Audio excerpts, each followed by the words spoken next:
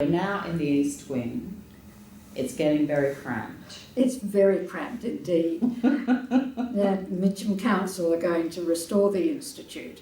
So we approached them and said, we've got a certain amount of money that we've developed and raised over the years, and we suggested to them that they might like to develop an art and craft centre here at the Institute. Mm-hmm. And eventually it evolved that we would build our own building at the back of the Institute on council land. So we put in, I think, 70% of the cost of our present gallery, Mm-hmm.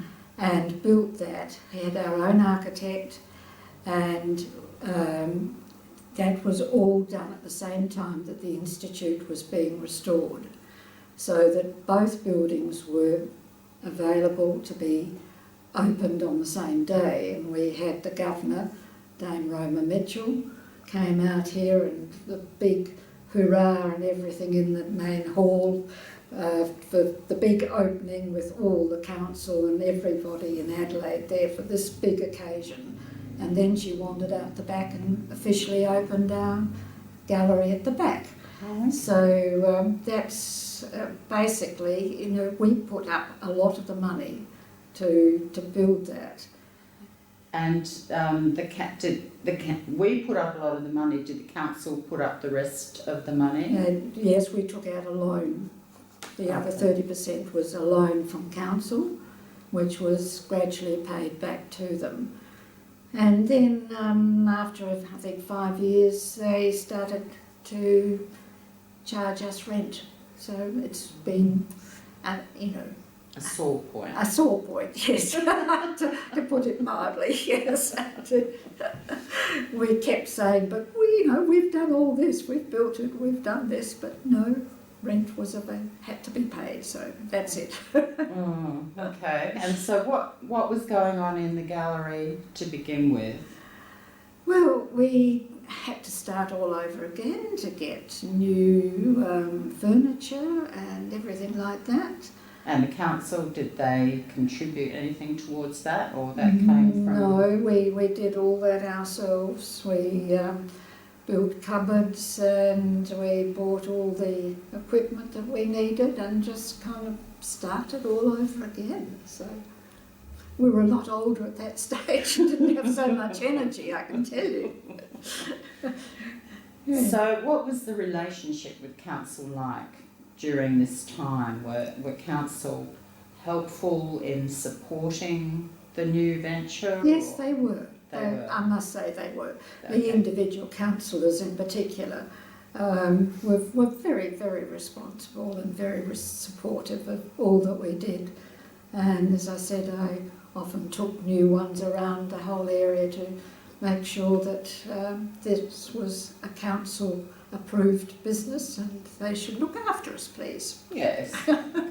And sort of what classes were running in that? So can I ask you first, were all the classes running inside the new gallery, or was it just a gallery space? We had, no, it was as it is today basically. Classes were going on, but we did have a bit more gallery space at that stage. But right. Bear in mind that we didn't have the access to the walkway at the back, because originally that was a courtyard. We had lots of potted plants and seats out there, and lovely little area to sit out in and paint. Oh, right. So that's all been enclosed since. So the classes that we had here, I guess, were the cleaner ones. There was no point, we couldn't do any pottery here, for example, and things like enamelling. We didn't have the facility to have ovens or anything like that. Yeah. So it was mostly art classes, and I think we did weaving and handcrafts. Oh, okay. And did you have big art exhibitions and craft exhibitions? Yes, we did. And did anybody important come and open them for you? Or? Oh gosh, over the years, I can't even think of names now, but yes, We had some quite interesting people. We had, it wasn't here though, it was I was going to say in the old gallery, had Sir Mark Oliphant came out Oh, right. when he was just had resigned as governor. He came out and opened one of our exhibitions. All right. And did you have any artists who developed their skills through the gallery and later became well known, or who were already well known? Well, I suppose we had a number of already well-known ones. I mean, Gary Lee Gaston, for example.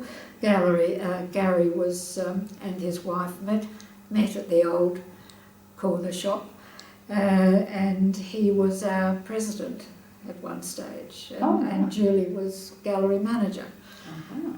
So yes, he's done quite well over the years. He did very well out of the gallery, didn't he? He did, yes, yeah. You can edit that bit. Okay, so the next question is, perhaps we can focus now on the history part of it, because originally Mitcham Village Art and Crafts were connected with the Historical Society, and Yes. that was your original focus. Yes, it was to promote the history of the village. And so we were so busy in those first years that nothing much was done.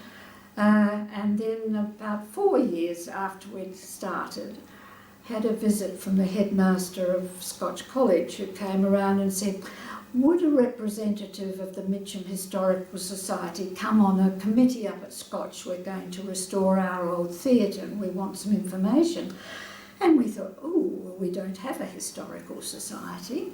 So we thought we'd better start one.